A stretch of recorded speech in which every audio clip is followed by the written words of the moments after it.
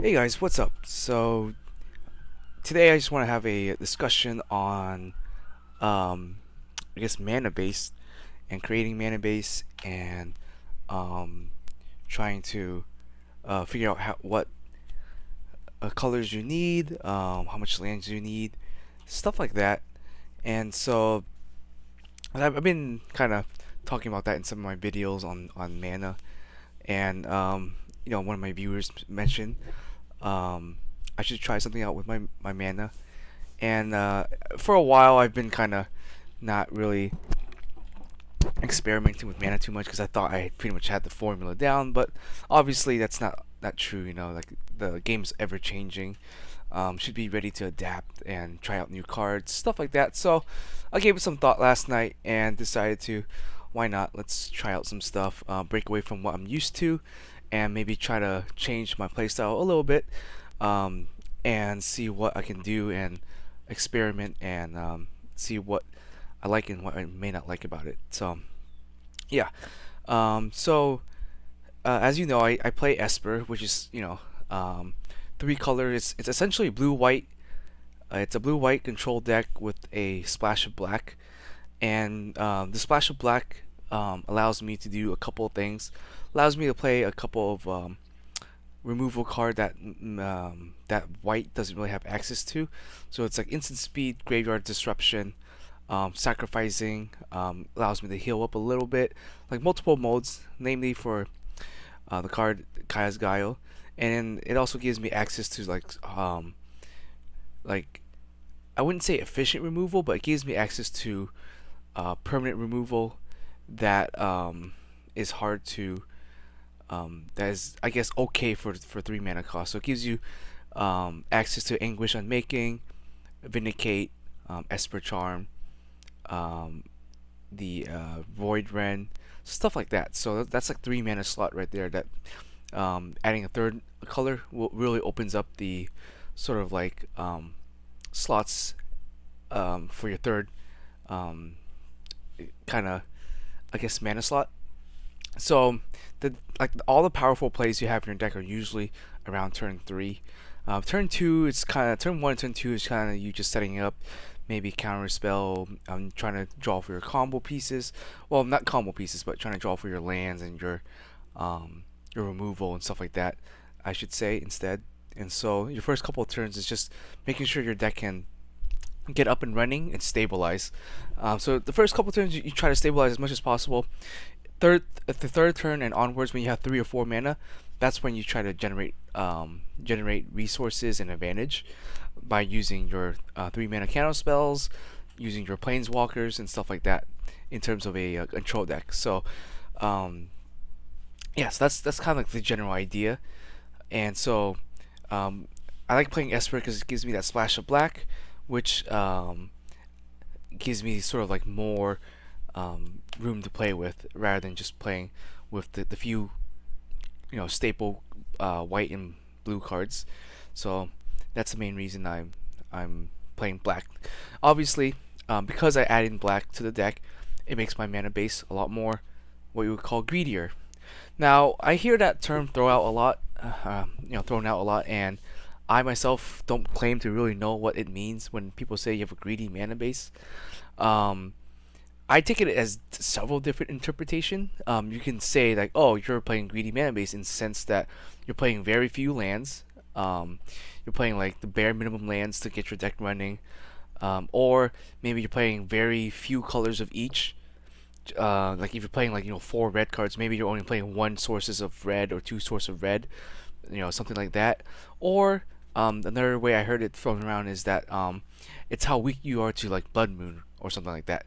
It's like when the discussion of Blood Moon comes up, I always hear people say, "Oh, it's to punish greedy mana base," and they always bring up decks like the 4 color Omnath decks, Yorian decks. They're playing 4 colors and they're not really playing a lot of basics and stuff like that.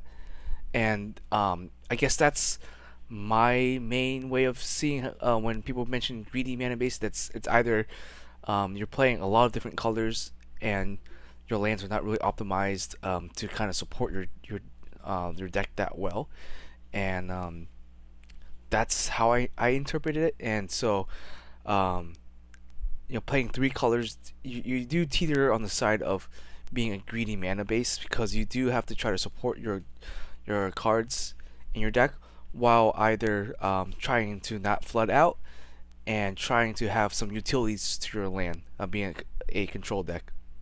Because you want to meet the minimum amount of lands so that your deck can run smoothly, um, and you want to try to avoid flooding out. Because well, I mean, in any deck, flooding out kind of sucks, but um, in a control deck, because you don't really have any board presence. If you're flooding out and you're not able to deal with the board, it kind of sucks. So, you know, that kind of just, you know, you really can't win at that point. With, I guess, with other decks, if they are flooding out and they have some board presence, they can at least still apply a bit of pressure, stuff like that. But with a control deck, if you're flooding out, you just have nothing to do. You can't counter, you can't react, you can't put any board presence on the board. So flooding out is also very judgmental, as well as getting mana screwed. Um, because you're playing control, you're using, like, 3 mana, 2 mana to counter something that might be cheaper. So like maybe you're using 3 mana from Archmage Charm to counter like a Ragavan or something like that. So you're losing out on tempo in terms of mana. So you want to make sure you always have a lot of mana open and available. Um, because if you're only countering one spell a turn and your opponent's playing 2 to 3, maybe 4 spells a turn, you're not gonna be able to keep up, and they're just being able to play their deck, and you're just shooting one counter spell at a time, and that kind of feels bad. So having enough lands is very important in a control deck, and especially like if you ever play control mirror, being behind one land, you'll feel it. You'll know it. Being behind one turn or playing from behind in a control mirror, it feels real bad. Like, it doesn't matter if you have 5 cards but you only have 2 lands. If your opponent has 5 lands and 2 cards, he technically is in a better position, because he's able to, like, throw out more stuff, even though he has less cards in hand, and he's able to build his board while you're just sitting there, like, playing one counter spell, maybe 2 counter spells a turn. Feels real bad. So yeah, definitely, you really do need enough lands to support the deck that you're playing, especially in control. And now I've been playing Esper control for, I want to say, maybe about half a year now or so. So I'm no expert at it. I've only played in locals, so I haven't really gone to any big tournaments, or I haven't really got to play on Magic Online. So my exposure to the meta and other players' skill levels and stuff like that has been sort of limited. So by no way am I an expert at this. And so this is coming just from my personal experience. So take it with what you want, maybe grain of salt, but just letting you know how my personal experience has been going on with the deck, and just being being playing the deck and stuff like that. In terms of like my experiences so far, and just like the overall experience, I think I've liked the deck. Like, I had I'd say a majority of my games have gone really well. I have a pretty decent win rate.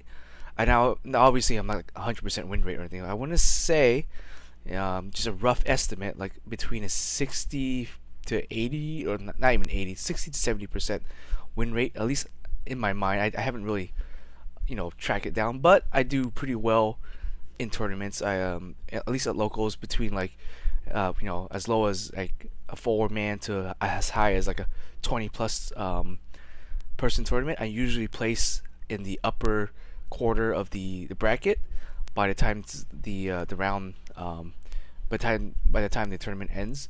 So I want to say I know what I'm doing, but I'm not like I'm not a master level or diamond level like player, or whatever you call it. So for the most part, I think I can pilot the deck. I get a pretty good understanding of how other decks work. And I mean, obviously, I misplay just like anyone else can, and stuff like that. And so that's all part of getting better at the game. Is just keep playing until you figure out what you're doing wrong. So you won't learn if you don't make mistakes, essentially. So um, enough about that. So that's just my experience with the deck and just playing control in general for about 6 months or so. I started off playing modern with more of a mid-range Grixis style deck, and that worked okay. But obviously, I think I prefer just being able to play a deck that can support counter spells a lot better than um, Grixis mid-range Grixis control. So, which is why I moved over to the sort of the Esper shell. Um, so talking about my mana base, and this is just purely based off of the current build of my deck. Back then, when I built the deck for Thoughtseize, I definitely played a lot more turn one black sources.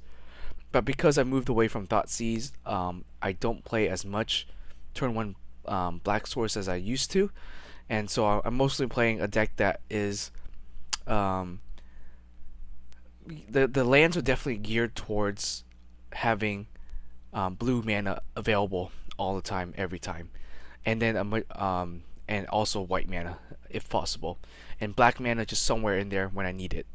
Black mana is not really needed in the deck, but it does definitely does help against certain decks that blue white might not have the ability to handle, especially like graveyard decks, or if they side a nasty card in where like it can't be like targeted or countered or whatever, something like that. Then the black removal comes in handy, um, and you have a lot of efficient cheap black removal. You have like dismembered if you wanted to play that. You have fatal pushes if you want to use that. Your board wipes, you have a lot more choices of board wipes. If you don't like the white board wipes, if you don't like Supreme Verdict, you can go for Languish. You can go for Extinction Events. You can go for Hybrid or Resolve. So you have a lot of choices. You have a higher card pool choice for sure, especially when you're playing Esper. And so that's why I decided to go this route over the blue white. Now I think I kind of ramble on a lot about deck choices and my experience and all that stuff. So let's get into the main meat of this discussion.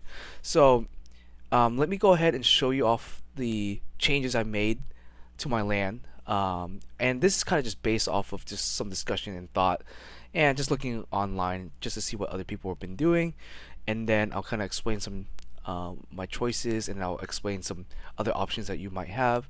And now this could apply to pretty much a majority of any deck really. It doesn't necessarily need to be Esper. It doesn't necessarily need to be Control.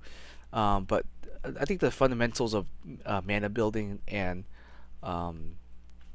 yeah, just building your mana source for your deck is just very important, and it's oftentimes overlooked.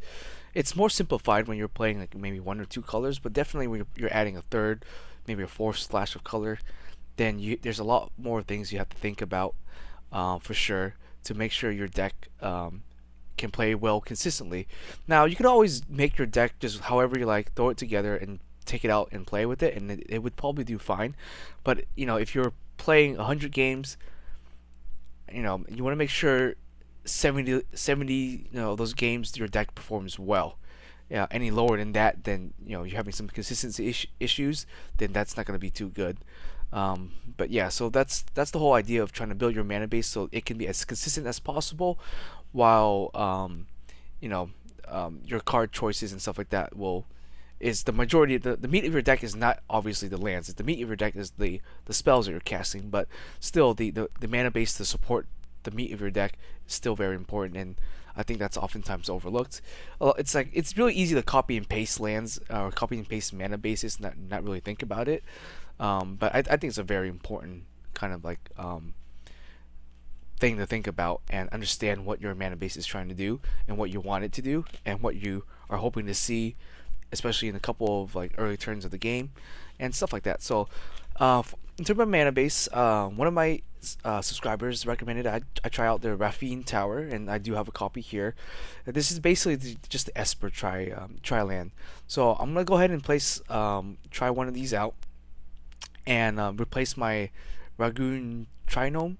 So that's the Jeskai Triland. So I'm gonna replace the Jeskai Triland with the Esper Triland, and without that, we're losing our red source, which means we're losing a source for prismatic ending. But I'll get to that in just a second. So let's just go ahead and go over the mana base real quick. So we got the Esper Trinome. We have our two man lands. I like these because they just give you options, I guess. I don't want to double down on Celestial. I don't want to double down on Hall either. So I just want to do one copies of each, and that has worked pretty well. Oftentimes I do have both in play, and I can kind of select which one I want to use based on what situation.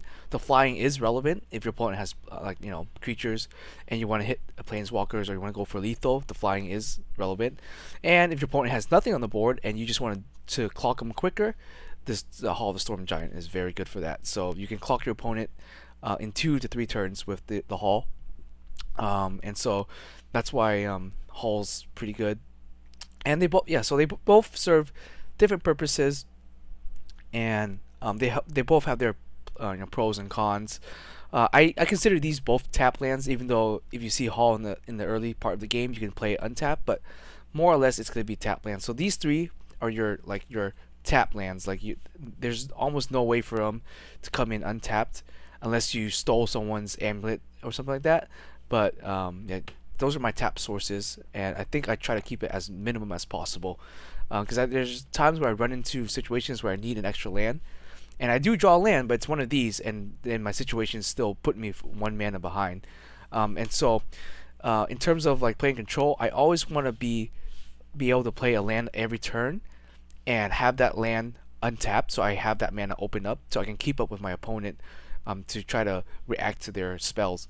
So I want to avoid as many tap land as possible, and so I opt to just do three.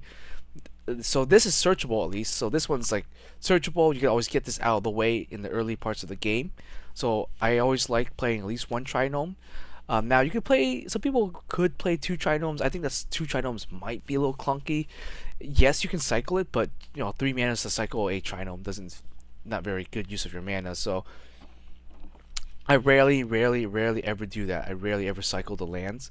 I only cycle it if it's like really late in the game and we're just running out of resources, and I happen to draw the Trinome and I haven't used it yet. And I'll just cycle it away just to try to draw a card.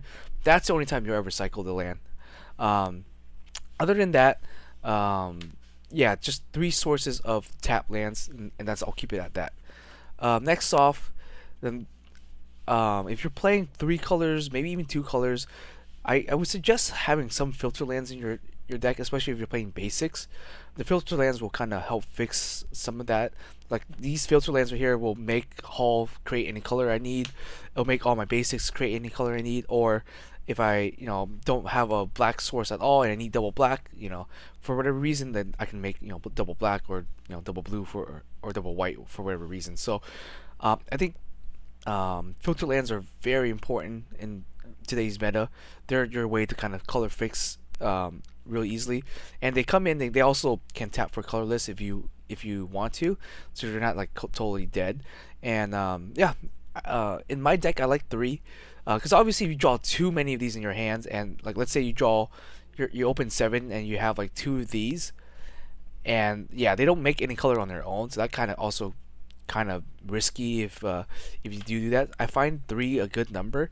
You'll see them, but you won't. You generally see like maybe 1 copy in your open hand, and if not, you'll see it later in the game, which is fine. And so I think keeping it at 3 to 2 copies is good. I think 4 you might be running a little too many. And any more than 4, you're just gonna be screwing yourself out of colors if you draw too many of these in your opening hand. So keeping it at 3 seems to be a good sweet spot for like maybe seeing 1 copy in the hand, or not seeing it at all, or maybe later in the game. Next off, and here's where it's kind of I'm not too sure how to do this one here. So I'm playing a total of 5 Shocklands. Now, since I'm playing the Esper Trinome, I'm not playing the Jeskai Trinome anymore. I have to put my 4th color into a Shockland, so I decided to go with Steam Vent. Now, this doesn't really matter too much. You can either do Breeding Pool or Steam Vents, and I think that's your only really 2 choices there, is either those 2. Now, you definitely want 2 Hollow Fountains if you're playing blue-white. Like you always want to have these available to you. And then this one right here, the Watery Graves, is optional. So this one I'm debating really. I'm not too sure if I want to play 5 Shocklands, because that is kind of painful. but at the same time, like if um, someone feel the ruin me or something like that, and I want to have two sources of like fetchable black, I guess.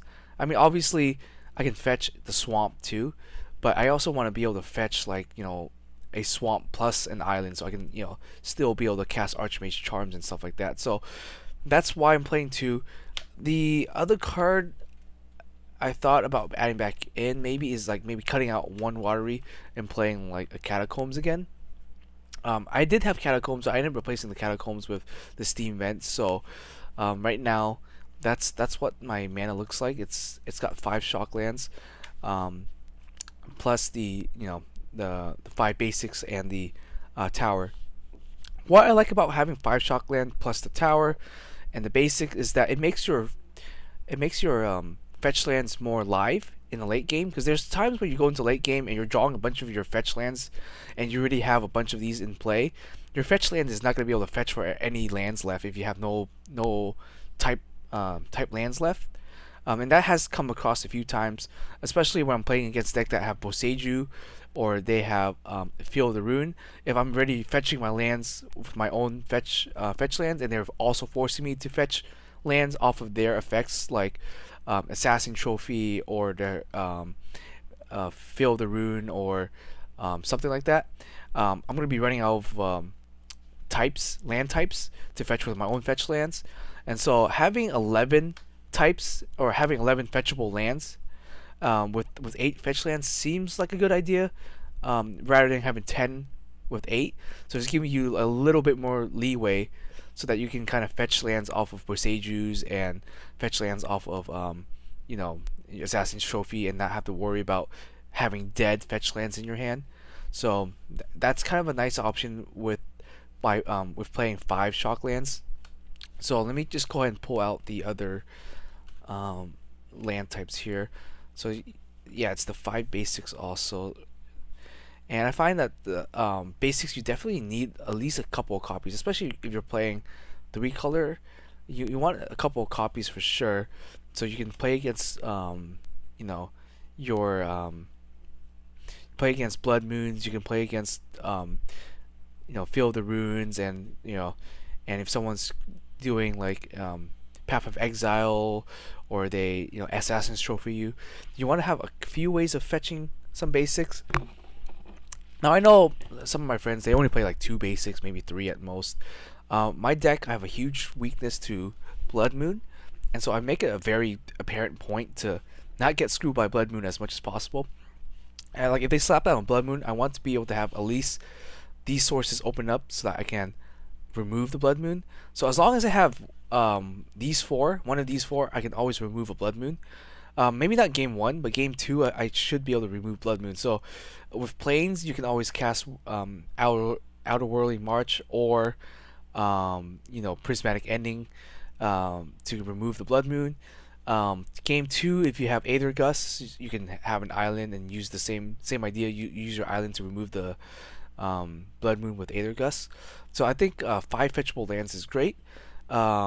This is just here so in case you want a polluted delta and you want to fetch for a swamp and not shock yourself, then that's why these two swamp is kind of there. So these are great. You want to fetch this if you want to avoid shocking yourself too much. Fetch this using if they have to exile you and stuff like that. So that's what the 11 fetchable lands are. So if you look at my lands right here, I have 6 here plus 5, so yeah, 11 fetchable lands at the moment is how I'm gonna try it out. And then yeah, the rest is just basic fetch lands, just your basic force flooded for deltas. Now there's no real correct way to how many fetch lands you want to play. Generally you want to keep them around 6 to 8. And so 6 to 8 fetch lands seems to be like the ideal situation. I'm just playing 4/4 just because I have 4/4, and plus it fetches me whatever land I want and fixes my color. Like the fetch lands definitely help fix my color. They used to be more relevant when I was playing Fatal Push, but since I'm not playing Fatal Push, they're not as relevant.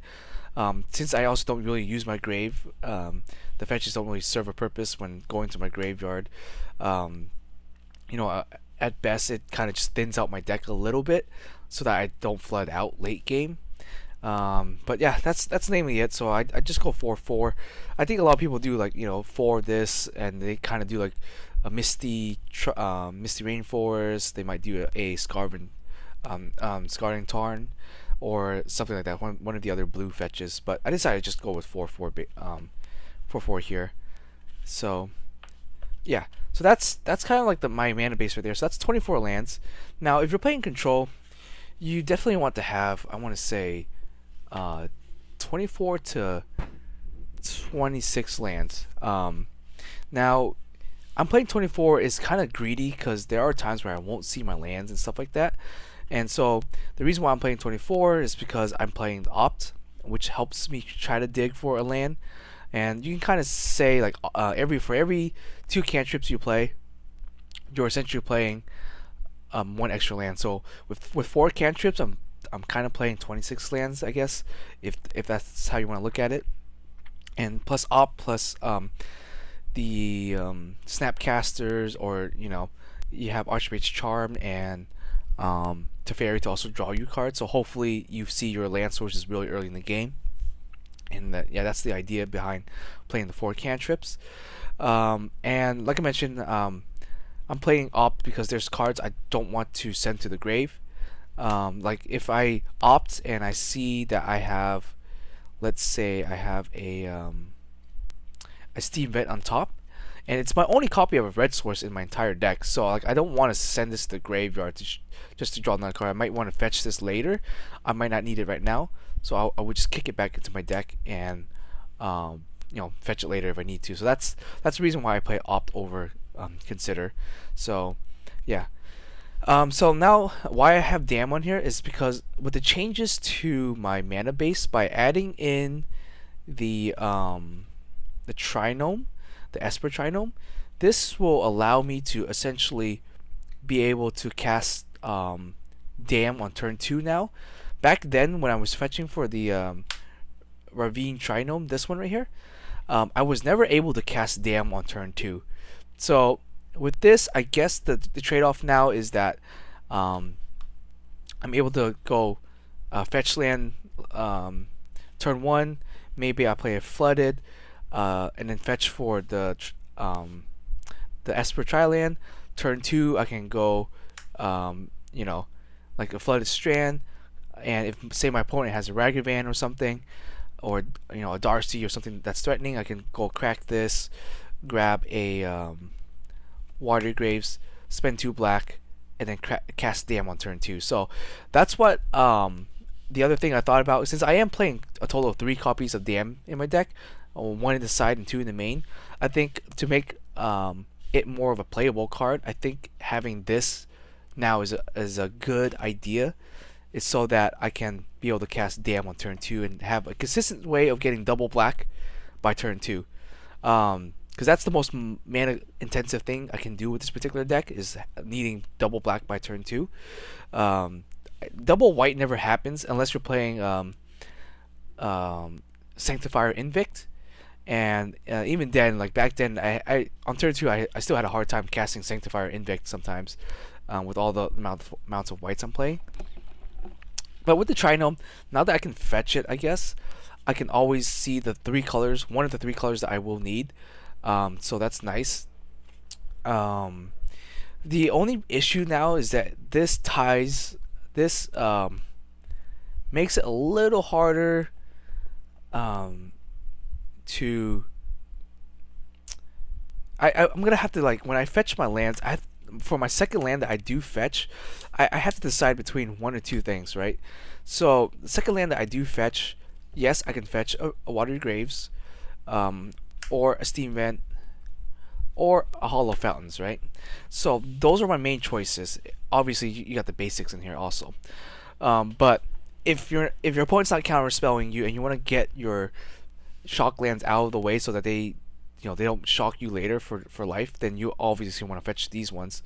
especially if your opponent's turn is kind of unproductive, then on your turn you can just crack this, grab this, or one of these. For my turn two, I'm gonna be inclined to fetch for a steam vent just to get that fourth color up.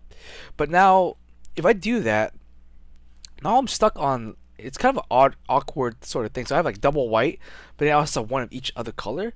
So I don't know if I like that. I mean, there's nothing you never need double. You never really need double black. You may need double white, but double white you can go in a little bit later. So I think it's safe to say if I go this and I crack it, I probably will grab the steam vent as my second choice of land. Let me know what you guys think about that. I'm not too sure if that's a line I should be trying to go for, because obviously, if you fetch it as early as possible, this will guarantee that you have a fourth color by your turn four. If you needed to prismatic ending for four, that doesn't really come up that often. You rarely ever need to prismatic anything for four. But I feel like if I don't fetch the steam vents early, then I may not ever fetch it again, or I may never ever see it during the game again. So that I don't know if I should go for like a steam vents or should I go for like a hollow fountains on turn two when I crack my land. That choice is a little weird there. So let me know what you guys think about that choice there. I've been kind of debating that in my head, and I'm not too sure what's good there. Okay, so why I have Alpine Moon here is because we're playing the fetchable steam vents. We could do Alpine Moon. I would, if you ever do side in a fourth color card, or bring in a fourth color card, it should only cost probably one pip of that color, and usually it's like a one pip, one mana card. So like Alpine Moon or Veils of Summers, they're the only two cards I think you would play in a deck. So if you're playing Breeding Pool instead of Steam Vents, then you go for Veil if you're gonna side it. Or if you're playing Steam Vents, you have the option of doing Alpine Moon, maybe even Lightning Bolt if you needed more removal. But I think with black and white, you already have enough removals. So Lightning Bolt's not that great. So I wouldn't bring in Lightning Bolt if you could.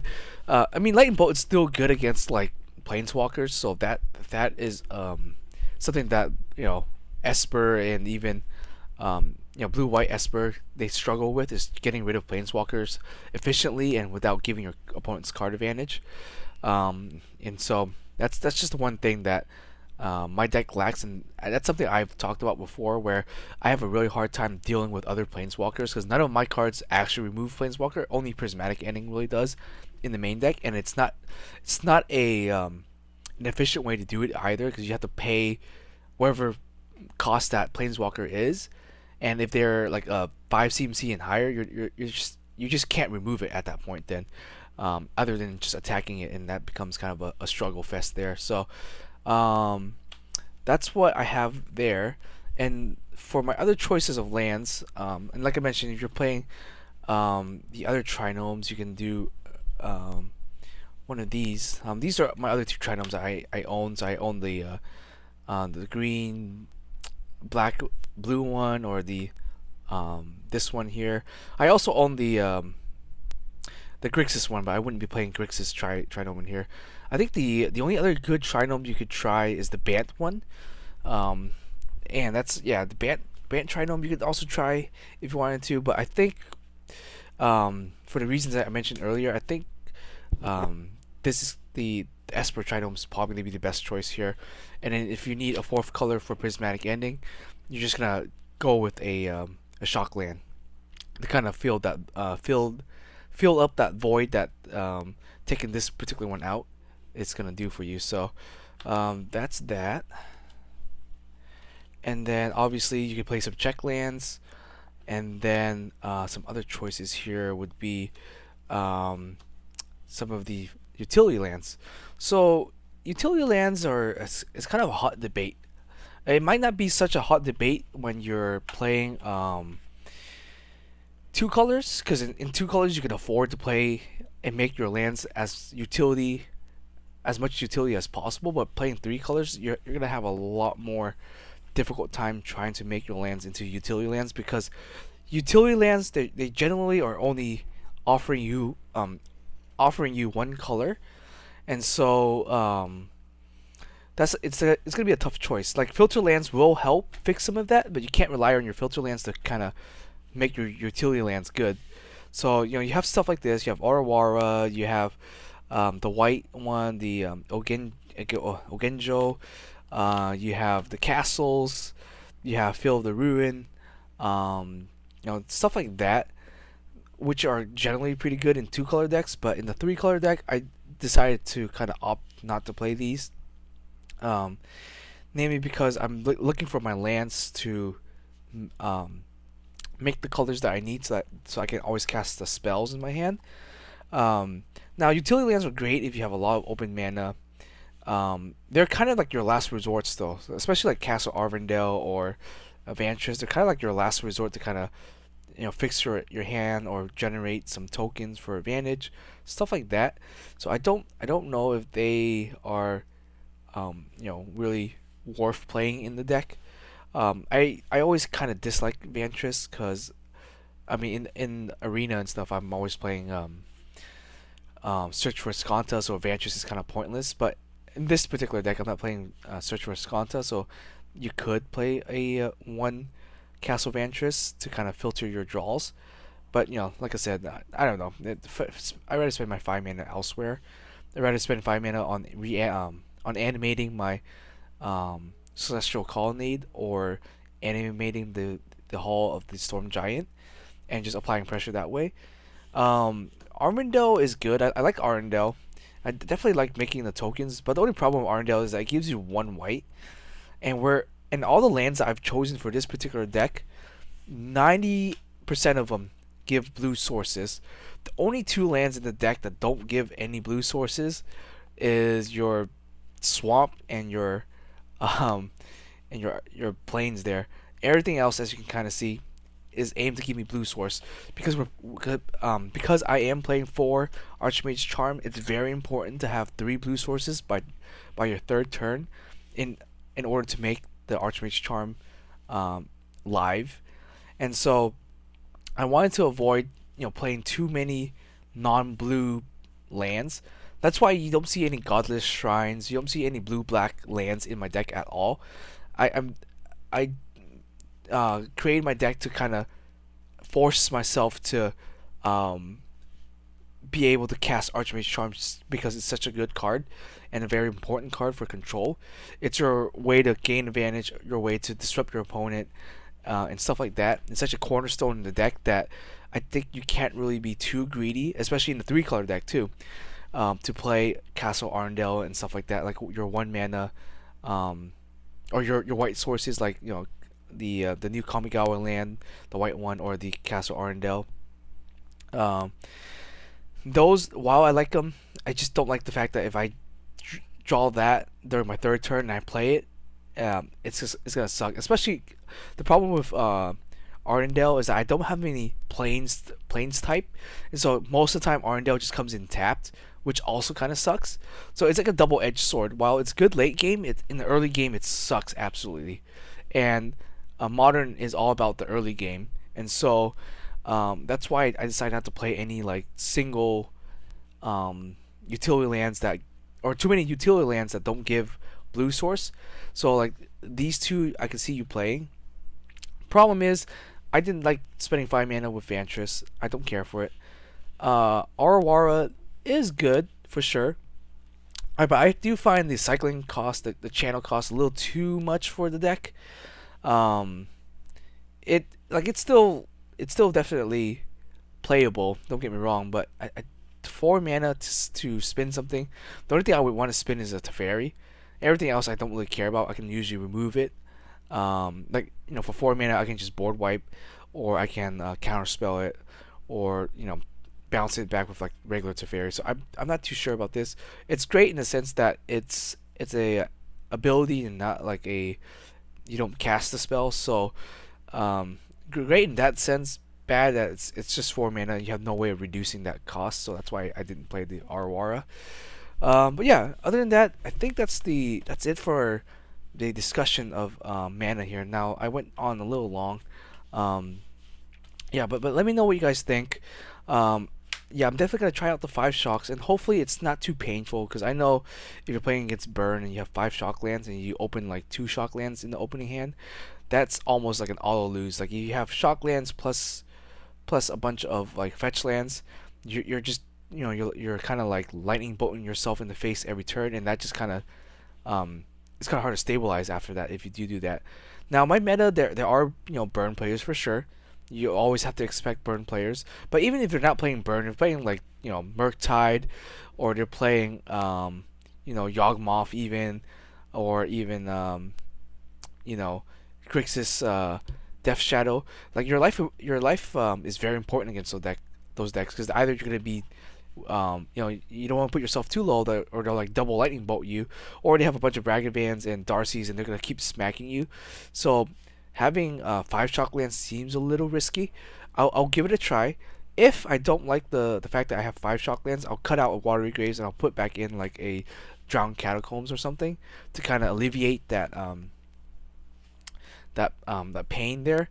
But I do like having 2 fetchable blue black sources in case um I need it. So that's what I'm gonna do.